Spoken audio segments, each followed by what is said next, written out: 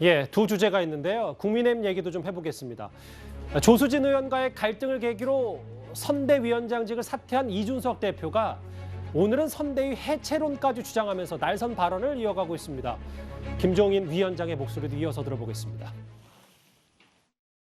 저는 김종인 위원장에게 후보가 정권을 제대로 실어줬다면은 당장 해체했겠죠. 김종인 위원장에게도 정권을 드린다는 어제 언론 보도가 있지만은 저는 그거 보고는 설마 아닐걸? 그걸 믿지를 못하시는군요.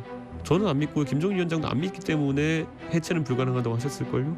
해체 수준이란 게 있을 수가 없어요. 해체하는 거예요, 그냥. 위원장님을 제외한 모든 선대위 인사들 사퇴해야 한다고 요구를 했는데요. 그거는 이제 우리 이준석 대표의 의견인 거고 지금 시점에서 새롭게 구성한다고 했을 적에 그 자체가 현실적으로 별로 이렇게 실효를 거둘 수 있는 그런 조치가 아니에요. 나는 사실 윤핵관이라는 사람이 어떤 사람들인지 몰라요. 윤핵관이라는 사람들에게 내가 사실 존재한다면 윤석열 후보 당선에 도움이 되느냐 아니냐 그거를 좀 깊게 생각을 할 것 같으면은 대통령 선거가 끝날 때까지는 아무런 불협화음을 안 일으키는 것이 가장 현명한 거라고.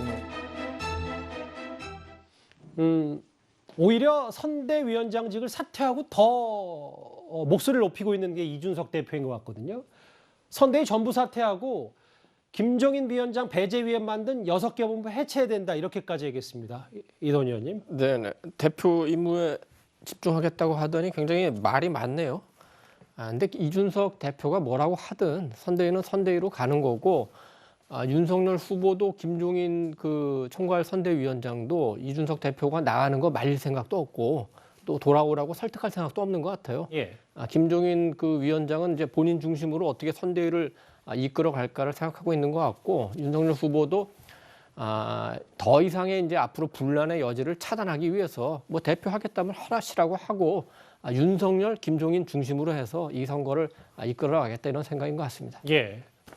간단하게 논평을 좀 해주셨어요. 다음 화면을 볼까요? 그런데 김관욱 교수님, 이 선대위 이 체제 완전히 개편해야 된다, 갈아엎어야 된다는 이준석 대표의 얘기에도 현실적으로 실효성도 없고 이준석 개인의 의견이다. 김종인 선대위원장조차도 좀 선을 좀 그은 것 같습니다. 하고는 싶을 것 같아요. 그런데 이제 현실적으로 사실 시간도 부족하고 만약에 그렇게 선대위를 전면적으로 개편했을 때 거기에서 나오는 반발이라든가 뭐 갈등, 분열 이런 것이 오히려 굉장히 비효율적이라고 생각을 하는 것 같아요. 그러니까 기존의 거는 그대로 두고 그 선상에서 우리가 뭐 기동헬기 뭐 이런 얘기를 지금 김종인 위원장이 얘기를 했잖아요. 그러니까 임태희 총괄 본부장과의 어떤 라인을 통해 가지고 좀 더 효율적으로 좀 이 선대위를 구성하고 작동시키려고 하는 그런 것 같아요. 그런데 이제 제일 중요한 거는 실질적으로 지금 이원화가 돼 있었던 것이 사실이거든요. 그러니까 후보 비서실과 선대위가 따로 놀았던 것이 굉장히 많습니다. 예. 그런데 이거를 선대위가 다 가져올 수 있느냐. 그러니까 예컨대 일정이라든가 뭐 행보라든가 이 모든 거를 선대위에서 다 정하면 후보가 그대로 받아서 즉 감독을 실질적으로 김종인 위원장이 하고 주인공 역할만 할 것이냐 아니면 감독 역할도 윤 후보가 계속해서 하려고 할 것이냐 여기에 따른 것 같아요. 만약에 윤 후보가 그런 어떤 두 가지 역할을 다 같이 하려고 한다면 저는 김종인 위원장 자체도 사실 오래 가기가 힘들다고 보거든요. 그래서 지금 이 상황은 수습하려면 얼마만큼 윤 후보가 김종인 위원장에게 모든 정권을 주느냐에 달려있다. 만약에 그렇지 않을 경우는 다시 윤핵관이 부상을 하고 이 분열과 갈등의 어떤 상황이 해결이 안 될 수도 있겠다 이렇게 봅니다.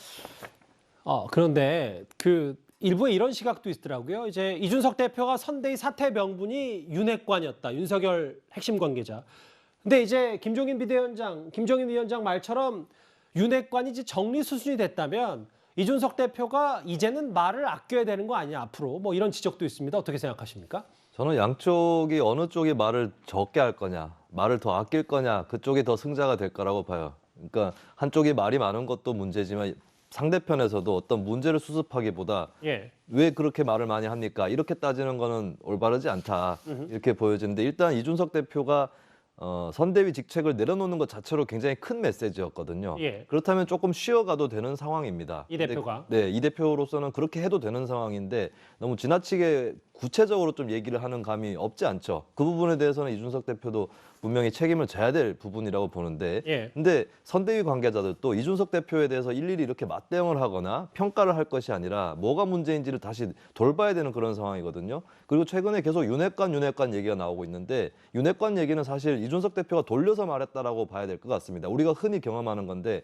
최고 권력자라든지 이런 쪽에 대해서 저항하거나 비판할 때 특히 그 권력자와 같은 팀일 때는 직격탄을 날리기가 대단히 어렵습니다. 일단 예. 그 전에 경고 삼아서 그 주변 인사들에게 경고를 하는 거거든요. 그렇다면 사실 윤핵관이라는 것은 궁극적으로는 윤석열 후보를 얘기하는 겁니다. 일단 선대위 스스로 생각했을 때 윤석열 후보가 어떻게 움직이는 게 좋은지 그 후보를 업그레이드할 생각을 해야 되는 것이고 그리고 윤석열 후보가 계속해서 당내 갈등에 대해서 한 발 물러서 있는 그런 태도를 취하고 있는 것 이것이 저는 궁극적인 원인이라고 보거든요. 예. 이 부분을 바꾸지 않으면 계속해서 서로의 탓만하는 그 상황으로 몰고 가게 될 겁니다. 이준석 대표가 이제 선거에서 손을 뗐다면 말도 아껴야 된다. 당내에선 이런 의견도 나옵니다. 이거는 제가 봐서 대통령 후보자의 당선을 위해서 모인 선대위가 아니고 낙선을 위해서 모인 선대위인가 싶을 정도로 그렇지 않습니까? 누가 선거운동을 하고 있습니까? 전부 윤핵관이니 어쩌고 사실은 윤핵관이란 말 자체가 대통령 후보자에 대해서 좋지 않은 그 인상을 심어주는 말이에요. 제가 충정을 이해 못하는 건 아니지만 지금 상황에서 그런 이야기는 조금은 이제는 그만하셔도 되지 않을까. 책임 전가하는 것 자체가 저는 문제 진단이 잘못됐고 옳지 않다고 생각이 들고 역할 조정은 필요하지만은 당신네들 때문이야. 그 사람들 때문이야. 그 사람들만 빼면은 문제가 해결될 거야. 이런 식의 접근 방식은 정말 잘못됐고 국민들의 눈에 정치 투쟁이나 내부 권력 암투처럼 보일 수가 있기 때문에 이준석 대표를 비판하는 목소리들이네요. 낙선 위에 모인 선대인가 정치 투쟁이나 권력 암투로 비춰진다. 당내에선 이런 목소리가 있습니다.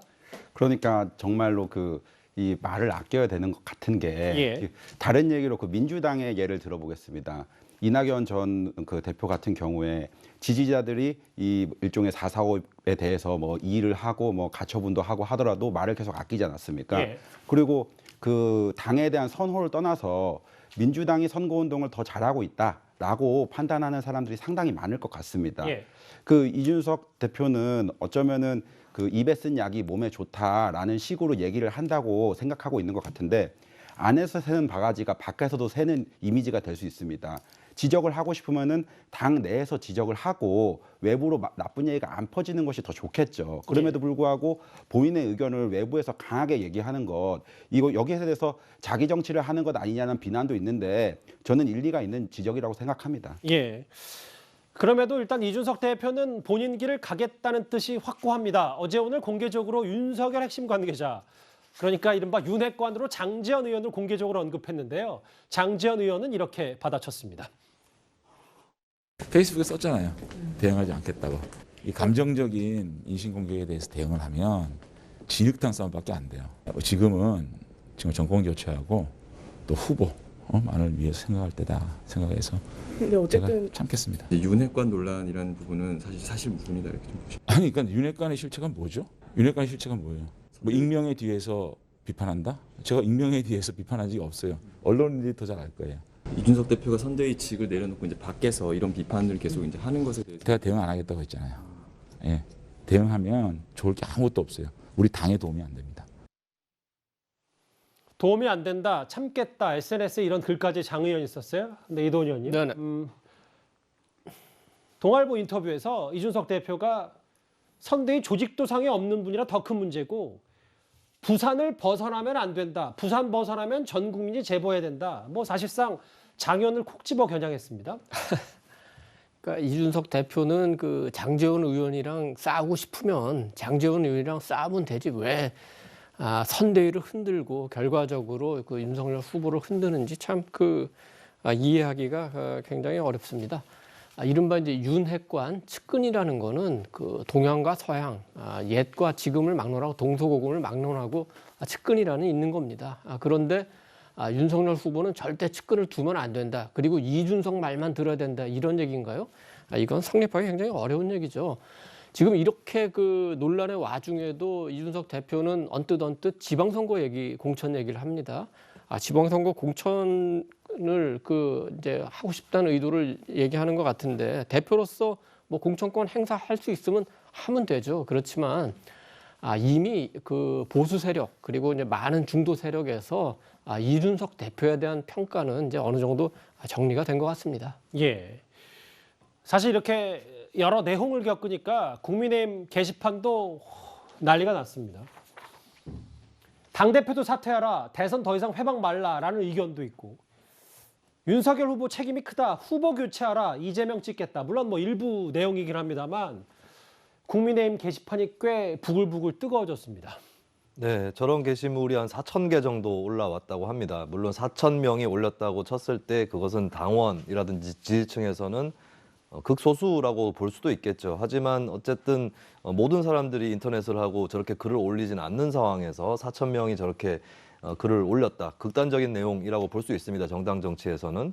그렇게 봤을 때는 이제 당의 분열이 극단에 이르렀다라고 볼 수가 있겠고, 저는 이것이 마치 2002년 대통령 선거 때 노무현 후보가 있었던 민주당이 후보 단일화 문제라든지 뭐 후보 교체 문제라든지 이걸로 굉장히 몸살을 앓았던 그 풍경이 떠오르는데, 그때는 그나마 밖에 있는 후보하고 단일화의 문제라든지 궁극적으로는 선거에서 이기기 위한 그런 방법론상의 차이였다고 볼 수도 있다면, 지금은 현재 거의 한 지붕 두 가족의 상황이 아닌가, 이 부분을 굉장히 엄중하게 좀 받아들여야 될 것 같습니다. 이렇게 정당 정치에서 물론 거대 정당이기 때문에 내부에 다양한 의견이 있을 수 있지만 현재 국민의힘은 그것을 어느 정도 가닥을 잡고 질서를 잡기보다는 좀 사람 영입도 이 사람 저 사람 하는 경향이 강했었고, 그리고 여러 가지의 논점이 있는 것들을 대선을 앞두고 좀 무리하게 그렇게 던지게 되는 그런 상황에 이르렀거든요. 그런 것들을 좀 책임지고 수습을 해야 되는, 조만간에 이걸 민주주의에 있는 현상이다라고 윤석열 후보처럼 얘기하면 안 되는 거고요. 이 수습을 할 수 있도록 어떤 절충안이 나왔던 어떤